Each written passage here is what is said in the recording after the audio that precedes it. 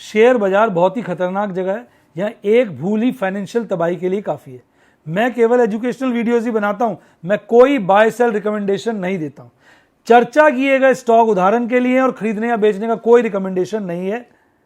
मेरा यह मानना है कि शेयर बाजार में निवेश किसी के कहने पर नहीं करना चाहिए, बल्कि अपने रिस्क एपेटाइट और जानकारी के हिसाब से करना चाहिए।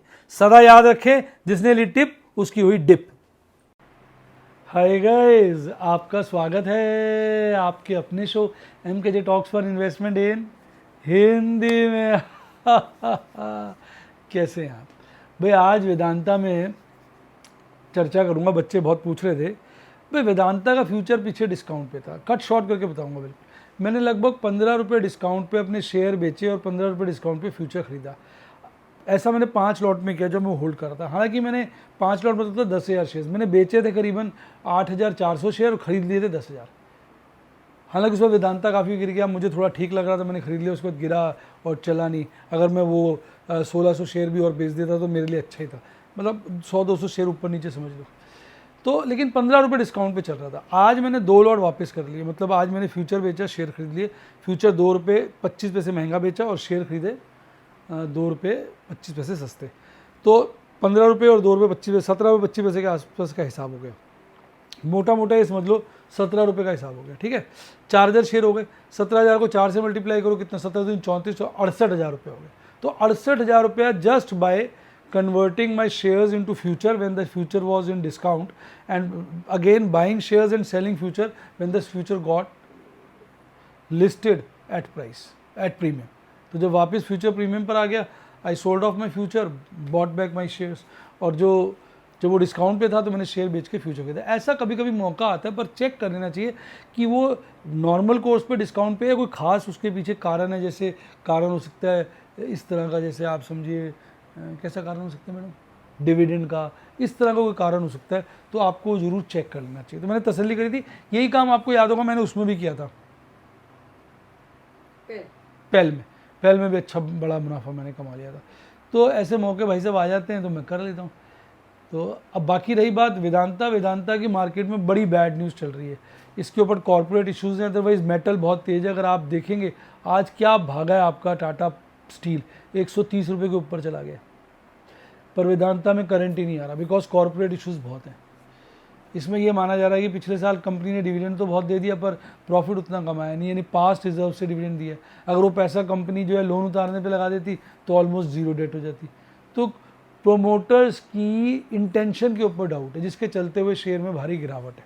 दूसरा साइक्लिक शेयर भी है, पर इस वक्त कमोडिटी के बाकी शेयर्स तो अच्छे चल रहे हैं, तो साइक्लिक कारण तो है नहीं, कॉर्पोरेट इशूज़ ही कारण है।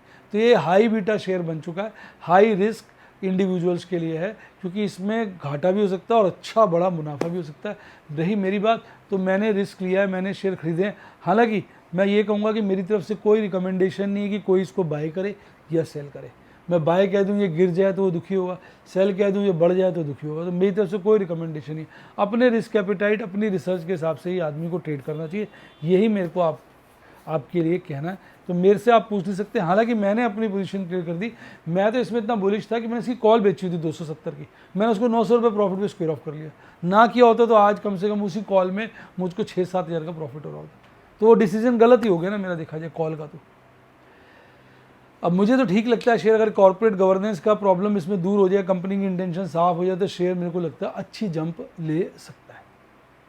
पर अब कंपनी को अच्छी बात है, क्योंकि कंपनी में जो प्रमोटर्स है गोल मटोल बात करते रहते हैं। पीछे कहते हैं सेमीकंडक्टर प्लांट लगाएंगे, फिर कहते हैं कंपनी का ब्रेकअप कर देते हैं, अलग अलग डिवीजन लिस्ट करा देते हैं। तो कोई भी ऐसी बात नहीं कर रहे जिससे मजा आए। जब शेयर गिरा हुआ था बहुत ज़्यादा, 100 से नीचे था, कहते हैं डीलिस्टिंग कर देते हैं। तो कहीं ना कहीं इन सब बातों का ना प्रमोटर्स की ऊपर जो है प्रश्न चिन्ह आ जाता है, जैसा कि मैं महसूस कर रहा हूँ। बाकी जो प्रमोटर है इनके नाम क्या लेना, वेल नोन लोग हैं, बड़े लोग हैं और अच्छा काम किया, छोटी सी कंपनी को इतना बड़ा बना दिया। इंडिया की सबसे बड़ी माइनिंग कंपनी है, विश्व की भी, इसके बाद इतने सारे रिजर्व्स हैं। ओवरऑल वैसे कंपनी ठीक ठाक है, बस प्रमोटर्स की इस वक्त इंटेंशन लोगों को क्लियर नहीं हो पा रही। तो डाउट सा लोगों को आ गया है कि यार कोई गड़बड़ तो नहीं है, कुछ गड़बड़ तो नहीं। जब वहम आ जाता है तो आपको पता है मार्केट तो सेंटीमेंट्स पे चलती है, उसके चलते शेयर ख़राब हो गया। और रिस्क भी इसमें काफ़ी है, क्योंकि यहाँ से 200 भी आ जाए तो कोई बड़ी बात नहीं है, और यहाँ से 300 भी आ जाए तो भी कोई बड़ी बात नहीं है। तो कुछ भी इसमें चमत्कार हो सकता है, ये आप मान के चल सकते हैं। चमत्कार किस तरफ का होगा ये बाद में ही पता चलेगा। तो ये थी कहानी। बाकी भाई साहब अब ये ऐसे भी देखिए शेयर का आज सेंटीमेंट कितना अच्छा, आप देखिए बाजार, ओए 2 कैंडलों ने बाजार का मूड माहौल ही बदल दिया। आज हम यहाँ पहुँच गए, यानी इतने दिन की गिरावट का खात्मा कर दिया। देखो आप 1 2 3 4 5 6 7 8 9 10 11 12 13 14 ट्रेडिंग सेशन का आज हाई बना है और upper half of Bollinger band के मिड में आ गए। यानी अगर आप कैंडलस्टिक चार्ट की बात करेंगे तो आदमी यही बोलेगा दुख भरे दिन बीते रे भैया, अब सुख आयो रे। यहाँ भी बुलिश क्रॉसओवर बनना है एमएससीडी पे और आरएसए भी मजबूती के साथ 56 हो गया। पर मैं अभी बुलिश नहीं हूँ, मैं अभी भी थोड़ा कंजर्वेटिव हूँ, जिसके चलते मैंने आज भी कॉलें बेची। पर आज मैंने कितनी कॉलें बेची हैं? 2 कॉलें। मैं बेच तो 4-5 रहा था, फिर मुझे मन में आया कि यार बाजार भाग रहे, सारी कॉलें पहले बेच देगा फिर रोता रहेगा। तो इसलिए मैंने सोचा कि 1-1 2-2 करके रोज कॉल बेचेंगे और इतनी कॉलें बेच देंगे कि 1 रुपये जितने शेयर्स की डिलीवरी छूट जाए। जो कैश की स्केर्सिटी चल रही है ना, एक बार कैश सरप्लस आ जाए तभी खुल के काम होगा और एक अच्छी प्रॉफिट बुकिंग हो जाएगी, मन भी शांत हो जाएगा। पिछला मंथ और उससे पिछला मंथ दोनों ही बहुत अच्छे बीते। पिछले से पिछला मंथ तो बहुत ही अच्छा बीता था और जो अब मंथ गया ये भी अच्छा बीता है। प्रभु का आशीर्वाद, प्रभु की कृपा, प्रभु की शुभकामनाओं, आपकी शुभकामनाओं के चलते बहुत अच्छा रिटर्न रहा। और अब मैं सोच रहा हूँ कि इधर भी अच्छी पोजीशन बनाने की वक्त आ गया। मिड कैप स्मॉल कैप तो ऐसे भाग रहे हैं, लाइफ टाइम हाई पे पहुँच चुके हैं। तो भैया अपने रिस्क एपेटाइट से बाजार में थोड़ा थोड़ा माहौल ख़राब है। अब ये देखो ना, इस वक्त एक्सट्रीम फियर जो कहाँ चला गया था, 16 के लेवल पे चला गया था और 12 तक चला गया था और अब जाके 42 के लेवल पर आ गया। अब अगर मैं अंतर्राष्ट्रीय बाज़ारों की बात करूं, कई बच्चे पूछते हैं अंतर्राष्ट्रीय बाज़ारों को बताओ, तो भाई एशियाई बाज़ार तो सारे हरे थे। जब भारतीय बाज़ार जिस दौरान खुले हुए थे उस वक्त सारे एशियाई बाज़ार बड़ी गदगद थे, सारे के सारे हरे थे और अच्छी हरियाली के साथ बंद हुए हैं। आप देखेंगे आपका जापान हो गया, ऑस्ट्रेलिया हो गया, 0.5% से तेज़ बंद हुआ है। हांगकॉन्ग 2.5% तेज़ बंद हुआ है, सबसे ज़्यादा हांगकॉन्ग तेज़ था। और अगर आप यूरोप की बात करेंगे तो माहौल उल्टा है, वहाँ स्टॉकहोम और आपका रशिया ये पॉजिटिव है, बाकी सारे बाजार गिरे हुए हैं। हालांकि बहुत ज़्यादा गिरावटें नहीं है, 0.5% से कम की गिरावटें। अगर अमेरिका चलते हैं तो वहाँ यूएस को देखते हैं तो नैस्डैक हल्का सा गिरा हुआ 0.02, बाकी सब इंडेक्स बढ़े हुए हैं। स्मॉल कैप 1% से ज़्यादा बढ़ा हुआ है। कनाडा में तो भूचाल आ गया, 1.25% बढ़ा हुआ है। ब्राज़ील का बोस्पा 0.25% बढ़ा हुआ है। कहीं ना कहीं अपनी डफली अपने राग के हिसाब से बाजार चल रहे हैं। भारतीय बाज़ारों में भी अब फियर का माहौल है, एक्सट्रीम फियर ख़त्म हो गया। ये जो माहौल आज बना है, अगर ऐसा ही माहौल डार्लिंग कल बनेगा तो फियर हटके ग्रीड पे हम कल आ जाएंगे। इस वक्त अगर आप यूएस की पोजीशन देखेंगे तो ये नेगेटिव है। यूएस डॉलर इंडेक्स खासा बढ़ गया है, क्रूड महंगा हो गया है, रुपया कमज़ोर हो गया है और 10 ईयर ट्रेजरी यील्ड बढ़ गई है। यानी सारे अंतर्राष्ट्रीय इंडिकेटर नेगेटिव साइड पे गए हैं और हमारे बाज़ार बड़े सारे पॉजिटिव हो गए। अब अगर हम बात करें एफआईज की तो सालों ने माल बेच दिया 3367 करोड़ का। कैश सेगमेंट में खरीदा कुछ भी नहीं है खास और कुल मिला के 2500 करोड़ का माल बेचा है और 2563 करोड़ की डीआईज ने खरीदारी करी है। इसका मतलब कुल माल बिका है, खरीदा किसने? एफआईज, रिटेल इन्वेस्टर ने। यानी आज की तेजी का सारा श्रेय क्रेडिट जिसको कहते हैं अंग्रेजी में, हिंदी में श्रेय, वो सारा का सारा डीआईज और हमारे और आपके जैसे रिटेल निवेशकों को जाता है। हालांकि मैंने कोई खरीदारी नहीं की है, मैं बता दूं। हाँ, मैंने मौका देखकर फ्यूचर स्क्वायर ऑफ कर दिया वेदांता का और शेयर खरीद लिए। कल भी शायद मैं ये काम करूं अगर मुझे अच्छा मौका मिला। एफआईज की लॉन्ग इंडेक्स में तो अच्छी खासी होगी और स्टॉक्स में अभी भी अपने लोअर्स्ट लेवल्स के आसपास है। इससे ज़्यादा कम हमें देखने को मिली थी अगस्त के महीने में, 17 अगस्त को, जब ये 47 के नीचे चला गया था और उससे थोड़ी ज़्यादा 11 अक्टूबर यानी 1 साल पहले देखने को मिली थी। यानी स्टॉक्स इस वक्त लोएस्ट लेवल पे।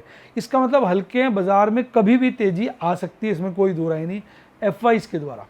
अब अगर हम बात करें आज भारतीय बाज़ारों की तो 19,435 पे फ्राइडे को बंद हुए थे और आज 19,525 में खुले। शुरू में बॉटम बनाया 19,432 का, यानी पिछली क्लोजिंग के नीचे, फिर भाग खड़े हुए, सारा दिन भागे, 19,545 का पीक बनाया, पीक के आसपास 19,528 पर बंद हुए। जिसके चलते अगर आप कैंडल स्टिक देखेंगे ना तो इसकी जो कैंडल बनी है, इस कैंडल को हम या तो ड्रैगन फ्लाई डोजी कहते हैं, हालांकि इसकी थोड़ी सी बॉडी मोटी हैंगिंग मैन ज़्यादा सूटेबल है। अब 3 दिन में अगर हैंगिंग मैन बनना है, वैसे ट्रेंड तो डाउनवर्ड है, डाउनवर्ड में अगर हैंगिंग मैन बनता नहीं है उसको फिर हम कहते हैं dragon fly doji. Dragon fly doji बना है तो ये अच्छा सूचक है। और अगर 2-3 दिन की बात करोगे तो उसमें तो तेजी में बना है तो ये घातक है। कैंडल स्टिक का ना यही है, 2 तरीके से इंटरप्रिटेशन हो जाता है। हालांकि अगर आज की कैंडल को आप समझने की कोशिश करना चाहते हैं, किसी वजह से आपका मन है कि डिटेल में समझे, तो हुआ क्या, बाजार खुला ऊपर के लेवल पर, फिर ये गिरा नीचे एकदम, पिछली क्लोजिंग को काटा, फिर ये रिकवरी पे चला गया और जहां खुला था उससे ऊपर चला गया और फिर थोड़ा गिरा और ऊपर की तरफ ही बंद हुआ। तो ओवरऑल ये कैंडल जो है मजबूती तो दर्शा ही रही है। और अगर आप देखेंगे आज श्रेय किसको जाता है, कोल इंडिया जैसे शेयर को, जो साला आप देखो तो कितना भाग गया आज, 5.5%। समझ ही नहीं आया ऐसी क्या इसके अंदर रौनक आ गई कि 5.5% ये 4.5% भाग गया। Wipro, HCL tech, UltraTech, Tata steel, Hindalco, tech Mahindra गोली बने पड़े। देखो आप,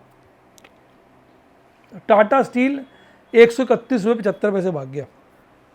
मेरे पोर्टफोलियो में आज क्लोजिंग के वक्त लगभग कह सकता हूँ, क्योंकि एक मोबाइल ही मेरे पास एक्सेस होता है, दूसरे पे वीडियो बन रही है, लगभग मुझे लगता है 10 पैसे का मुनाफा आज रहा होगा। तो काफ़ी एक अच्छा झुकाव देखने को मिला। मैं कैश सेगमेंट में हायर लेवल पे प्रॉफिट बुक कर रहा हूँ, जल्दी नहीं कर रहा हूँ, क्योंकि होता क्या, आप प्रॉफिट बुक कर लो, टैक्स देना पड़ जाता है, फिर वही शेयर थोड़ा सा सस्ता खरीद लो, तो होता क्या है, जल्दी खरीद बेच करो छोटे प्रॉफिट के ऊपर, तो एक बड़ा हिस्सा तो टैक्स में चला जाता है, तो मज़ा सा नहीं आता। इसलिए मैंने ये सोचा कि बाजार अच्छा चल रहा है, रुक के अच्छे प्रॉफिट बेचेंगे ताकि सरकार को टैक्स दें, हमें भी खुशी मिलेगी, अच्छा टैक्स दिया सरकार को और हमें बड़ा मुनाफा हुआ। ये ना कमाए 100 रुपये, ऊपर नीचे करने के चक्कर में STT, इनकम टैक्स सब मिला के पता चले 100 रुपये में से 80 रुपये जो टैक्स लगे, तो फ़ायदा क्या हुआ। 100 रुपये में से टैक्स जो है कैश सेगमेंट के शेयर्स में अगर आप काम कर रहे हो तो 15 से ऊपर नहीं जाना चाहिए 100 रुपये के प्रॉफिट में। वो STT पड़ जाता है ना, जब आप STT एक्चुअली प्रॉफिट पे नहीं लगता ना, 0.1% लगता है खरीदारी पे, 0.1% लगता है बिकवाली पे, यानी 0.2%, और थोड़े खर्चे बना लो तो 0.3% के आसपास खर्चा आ जाता है। अब अगर आपने आधा % के प्रॉफिट पे डीलिंग कर ली खरीद बेच की, तो 0.3% तो टैक्स ही चला गया, 0.5 में से 0.2 तो बचा। फ़ायदा क्या है इतना, और दुनिया भर की एफर्ट्स भी लगते हैं, वेस्ट है। गिरने वालों में आज M&M सबसे आगे था। हालांकि किसी भी शेयर में आप देखोगे 1% से ज़्यादा की गिरावट नहीं थी। मैं जब ये बात करता हूँ ना इनकी, तो मैं करता हूँ निफ्टी 50 के शेयर होगी। तो कल बच्चे कुछ कह रहे थे कि सर आपने बताया सबसे ज़्यादा तो ये शेयर भागा, इससे ज़्यादा और भी शेयर भागे, वो निफ्टी 50 का पार्ट नहीं होंगे। मैं ये बात कर रहा हूँ निफ्टी 50 के शेयर होगी, समझे आप। अच्छा, अब ऑप्शन चेन पे आ जाओ तो भाई साहब लुंगी तो खुल गई किसकी, कॉल राइटर्स की। कैसे भागे देखो, सब लेवल्स पे भाग गए और 19,500 पे जाकर 19,600 पे जाकर अपना झमघट इन्होंने बनाया। पुट राइटर्स की फौजें लगातार आगे की तरफ बढ़ रही हैं देखो, तो पुट राइटर्स कॉल राइटर्स में भारी पड़ गए हैं और एकदम चेंज हो गया PCR 1.24 से 1.31। इस वक्त बाजार ओवर बॉट हो चुका है। तो ऑप्शन चेन एनालिसिस, ये मंथली वाला गिरा है, तो ऑप्शन चेन एनालिसिस तो कह रहा है कि कल बाजार गिरना चाहिए। ऑप्शन चेन एनालिसिस के हिसाब से कैंडलस्टिक, MACD और RSI कह रहे हैं बाजार में मजबूती है। मंथली डाटा देखूँ तो वहाँ भी मजबूती है, क्योंकि पुट का ओपन इंटरेस्ट जो हाईएस्ट 19,300 से बढ़कर 19,400 पे चला गया। कॉल राइटर्स वहीं पड़े हैं और उन्होंने अपनी पोजीशनों को बढ़ाया। तो कॉल राइटर्स भी दबंग होकर खड़े हुए हैं, पुट राइटर्स उनको क्रश करने की कोशिश कर रहे हैं, आमने सामने झुके हुए हैं। 19,500 एक क्रूशियल लेवल हो गया। एक बार बाजार अगर 19,500, 600, 700 काट देता है तो फिर समझो दुख भरे दिन टोटली बीत गए, फिर हम सुख की तरफ बढ़ जाएंगे। अभी कहना बड़ा मुश्किल है। निफ्टी बैंक की बात करूं तो भाई साहब कमाल है। निफ्टी बैंक के अंदर 44,436 पे बंद हुआ था, 44,647 पे खुला, बॉटम बनाया 44,310 का, पिछली क्लोजिंग से नीचे का, फिर भागता रहा। अल्टीमेटली 44,656 पॉइंट पर बंद हुआ, पीक बनाया और 44,578 पे बंद हुआ, 142 पॉइंट बढ़कर 0.32% की तेजी के साथ। बढ़ने वालों में आज IDFC, PNB, HD, और ये एक HDFC बैंक ऐसा निकम्मा कमीना शेयर है, बढ़ ही नहीं रहा साला, इतना ज़बरदस्त शेयर है। ये शेयर अगर भागेगा ना तो ये आपका निफ्टी 50 को पागल कर देगा। देखा जाए निफ्टी 50 में ट्रेड करना और HDFC बैंक में ट्रेड करना लगभग एक ही बात हो गई है। बाकी बड़े बैंक गिरे हुए थे, जैसे आपका ये इंडसइंड बैंक हल्का सा चढ़ा हुआ था, ICICI बैंक गिरा था, कोटक गिरा था, फेडरल गिरा था, एक्सिस गिरा था, AU स्मॉल फाइनेंस बैंक भी गिरा हुआ था। इसकी आप कैंडल स्टिक देखेंगे चार्ट पे तो भैया ये भी आज थोड़ा ऊपर गया, पर इसकी लाल कैंडल बनी है, यानी खुला तो अच्छा था पर नीचे की तरफ जाके बंद हुआ। इसका MACD चार्ट पॉजिटिव है और RSI इसका भी मजबूत है। कैंडल स्टिक चार्ट पे ठीक है, बेहतरीन है, बहुत अच्छा तो नहीं कहूँगा क्योंकि 50 डेज मूविंग एवरेज से नीचे कैंडल क्लोज हुई है। निफ्टी 50 बहुत स्ट्रॉन्ग हो चुका है। ऑप्शन चेन एनालिसिस की बात करें तो पुट का ओपन इंटरेस्ट 44,000 पे ज़्यादा है, कॉल का 44,500 पे ज़्यादा है और 44,500 पे पुट राइटर्स टक्कर दे रहे हैं। तो 44,578 पे बाजार बंद हुआ है। 45,000 का लेवल ऐसा है जहाँ पे कॉल रेटिंग ज़्यादा है, पुट रेटिंग कम है। अगर बाजार में तेज़ी रही तो कल 45,000 पे भी पुट राइटर्स कॉल राइटर्स को रोंद डालेंगे, ऐसा कल हो सकता है। लेकिन अब बड़ा कहना मुश्किल है बाजार गिरेगा या बढ़ेगा, क्योंकि बाजार एक डिसिसिव लेवल पे आ गया। यहाँ से बाजार के लिए बहुत आसान है भागना और बहुत आसान है गिरना। इस वक्त बाजार के बारे में कहना बड़ा मुश्किल है। अब मेरे से अगर कोई पूछेगा कि सर 19,000 पहले आएगा, 18,800 पहले आएगा, 21,000 पहले आएगा, मैं कहूँगा भैया पता नहीं। इस वक्त बाजार एक ऐसे सटीक स्थान पे खड़ा है, दोनों लेवल इसके लिए ओपन है। बाजार ने अपना मूड माहौल ऐसा बना लिया। अब वीकली वाला PCR देखेंगे तो 1.18 है, मंथली गिरा है। अब वीकली बढ़ा है, मंथली गिरा है, इसका मतलब क्या होता है? इसका मतलब क्या है? टेम्परेरीली बाजार में तेजी आ गई है, पर ओवरऑल बाजार ठंडा ही है। ऐसा ये ऑप्शन चेन एनालिसिस का डेटा कह रहा है निफ्टी बैंक का। आज एक ही शेयर था जो मैंने स्क्वायर ऑफ किया, IRFC, आज 66.60 पे 500 शेयर बेच दिए। हालांकि उसके बाद ये और भाग गया, इसमें मुझे लगभग 19,500 का प्रॉफिट हुआ। मेरे पास ये 15,000 से ऊपर शेयर थे, बेचते बेचते आज 4,500 शेयर रह गए। 5,000 पड़े थे, पीछे मैंने 1,000 शेयर 54 पे बेचे। मैंने सोचा था फिर 60 पे बेचूंगा, ये साला 66 पे बेच दिया मैंने। अब देखो मुझे भी डर हो गया कि यार बढ़ता ही जा रहा है, तो हिसाब से मुझे 1,000 शेयर बेचने थे, पर देखो कहीं ना कहीं फियर आ जाता है कि यार सस्ता बिक रहा है। अब मैंने आज 500 ही बेचे, तो अब ये 70-72 आएगा तो 500 और बेच दूंगा। 10-10 रुपये भी नहीं है, 5-5, 6-6 रुपये बेच दूंगा। मतलब बेइंतहा चल गया, इतना तो डिजर्व भी नहीं करता। सीधी बात है, मुझे तो फायदा हो रहा है। 4500 शेयर पे भी अभी 1.25 लाख का फायदा है, मुझे तो खुश होना चाहिए। लेकिन दिमाग काम करना बंद कर देते हैं। ऐसा कंपनी में क्या हो गया कि बहुत 3 गुना हो गया। अब ऐसे सोचो ना, इतना कुछ हुआ नहीं, आदमी को लगता है निकल जाओ, अब क्या बोलोगे? तो भाई इसी तरह से मैं आपको समझाता रहता हूँ, प्रॉफिट कमाता रहता हूँ, आपको रिस्क रिवॉर्ड समझाता रहता हूँ। अगर आप भी सीखना चाहिए, टिप मैं देता नहीं, मेरी तरफ से कभी कोई रिकमेंडेशन नहीं होती है बाय सेल की। मैं सिर्फ आपको पॉइंट समझाता हूँ, वीडियोस के द्वारा डिफरेंट स्ट्रैटेजीज, स्ट्रैंगल, स्ट्रैडल समझाता हूँ। आप भी सीख सकते हैं। मेरे व्हाट्सएप स्टूडेंट बनिए 7011-323-077-7011-323-077। यूट्यूब पे आप व्हाट्सएप में जाके मेंबरशिप सेक्शन में जाके मुझे ज्वाइन कर सकते हैं। और डीमैट अकाउंट खुलवाना है तो लिंक डिस्क्रिप्शन बॉक्स में, उससे खुलवाइए। कोई दिक्कत है तो मेरी टीम को कॉल करिए 7011-323-077 पे, वो आपकी हेल्प करेगी। इसी के साथ साथ bye, God bless you, happy investing. और आप स्टॉक मार्केट के बेताज बादशाह।